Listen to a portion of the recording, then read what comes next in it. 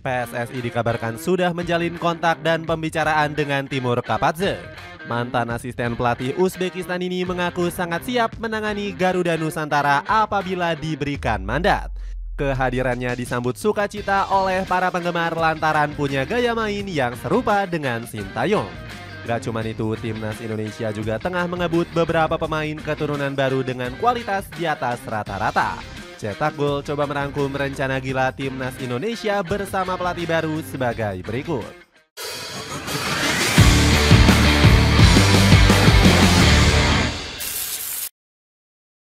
Kebingungan mencari pelatih baru. Setelah memecat Patrick Kluivert, PSSI masih bingung mencari pelatih baru. Erick Thohir mengatakan ada batu sandungan besar yang menghadang dirinya mencari manajer baru. Sang ketum ini malah menyalahkan para netizen yang kerap melakukan bullying terhadap pelatih. Menurut Pak Erick, hal ini membuat citra Indonesia di mata pelatih menjadi negatif. Jangan sampai persepsi yang terjadi belakangan ini membuat posisi kita sulit mencari pelatih. Pelatih kemarin juga syok karena diserang bahkan keluarganya dibully, kata pria kelahiran Jakarta ini. Ini sesuai dengan prediksi Patrick Kluivert di hadapan media Belanda.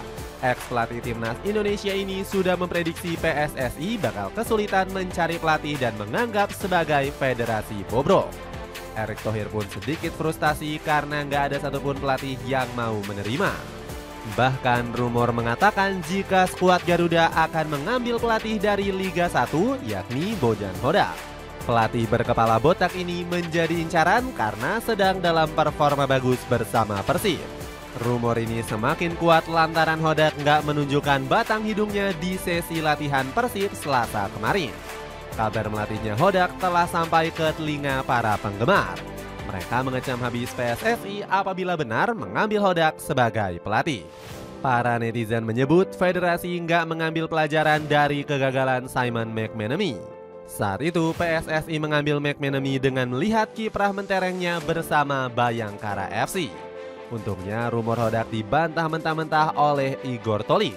Asisten pelatih Persib Bandung ini mengatakan Hodak sedang pulang ke Kroasia dan akan pulang dalam beberapa waktu ke depan. Coach Bodan sedang pulang ke Kroasia dan beberapa hari lagi dia akan kembali, kata Igor. Seberapa besar Timur Kapadze melatih tim nasional? Dengan dibantahnya rumor Bojan Hodak melatih timnas Indonesia, ada satu nama baru yang menyeruak. Adalah Timur Kapadze yang baru saja mundur dari asisten pelatih tim nasional Uzbekistan. Kapadze membeberkan dirinya memutuskan mundur karena merasa nggak nyaman. Sebab UFF selaku federasi secara tiba-tiba menurunkannya sebagai asisten pelatih digantikan oleh Fabio Cannavaro. Padahal Kapadze menjadi sosok yang sudah berjasa besar mengantarkan Uzbekistan ke Piala Dunia. Pada dasarnya saya seorang pelatih kepala dan saya ingin bekerja secara independen karena saya punya visi, ide dan pandangan sendiri. Oleh karena itu saya memilih jalur saya sendiri. Kapadze bahkan sudah mengatakan dirinya siap melatih timnas Indonesia. Saya suka Indonesia, para fansnya, dan terima kasih. Saya menunggu, saya siap melatih tim nasional Indonesia, insya Allah. Timur Kapadze malahan mengklaim dirinya sudah menjalin kontak dengan PSSI. Mengenai Indonesia, proses ini sedang dipertimbangkan ke sana. Pembahasan juga sedang berlangsung dengan Turki dan Tiongkok, tapi saya lebih memilih Indonesia, kata Kapadze dikutip dari Gazeta Uzbekistan. Celana pendek dari Big Daddy Sports bisa kamu dapetin dengan harga 41 ribuan. Cek keranjangnya di bawah ini. Kembalikan formasi gacor di era Sintayong. Jika benar-benar melatih timnas Indonesia, Timur Kapadze dinilai bisa beradaptasi dengan cepat. Pelatih 44 tahun ini nggak perlu lagi memulai dari nol lantaran punya kemiripan melatih dengan Sintayong. Kapadze dinilai sebagai sosok yang tegas dan memiliki kedisiplinan yang tinggi.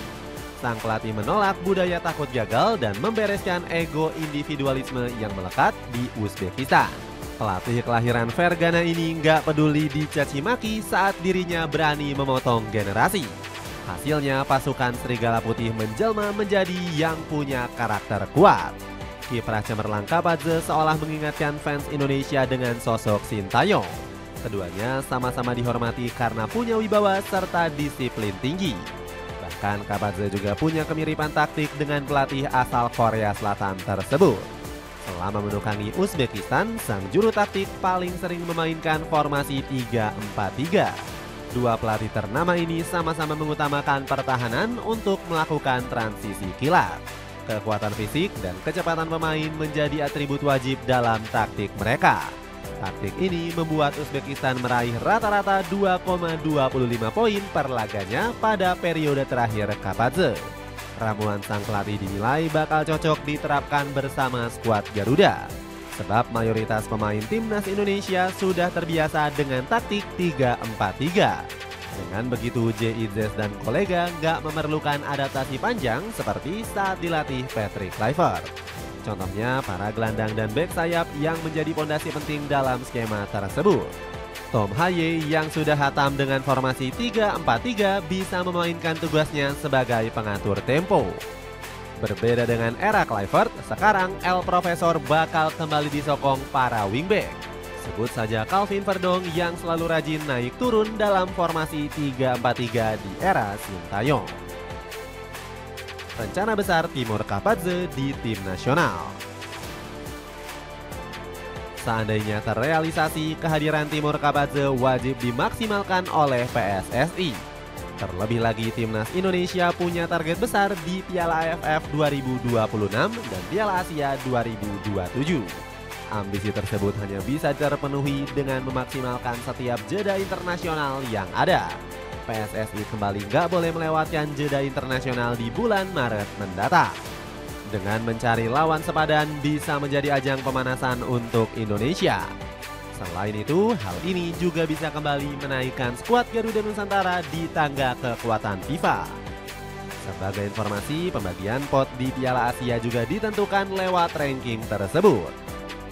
Artinya, semakin tinggi peringkat Indonesia, semakin besar pula kesempatan terbebas dari grup neraka.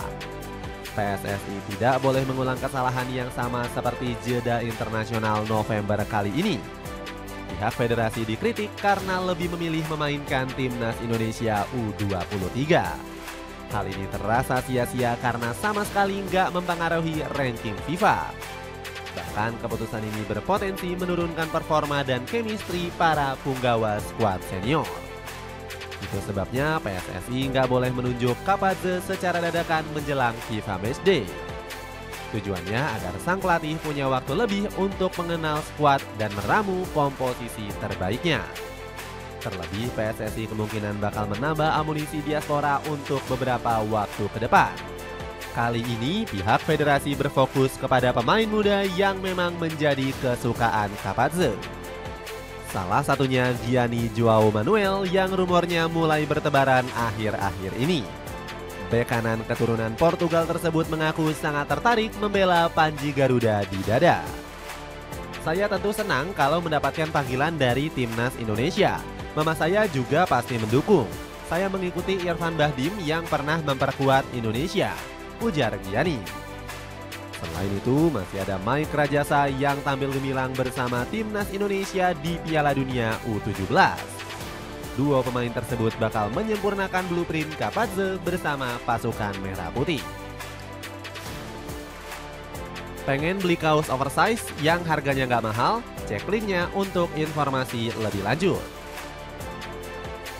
Itulah ulasan rencana gila timnas Indonesia bersama Timur Kapadze. Bagaimana pendapatmu? Akankah Kapadze mampu membawa skuad Garuda Nusantara terbang tinggi seperti timnas Uzbekistan? Coba tulis pendapatmu di kolom komentar di bawah ini.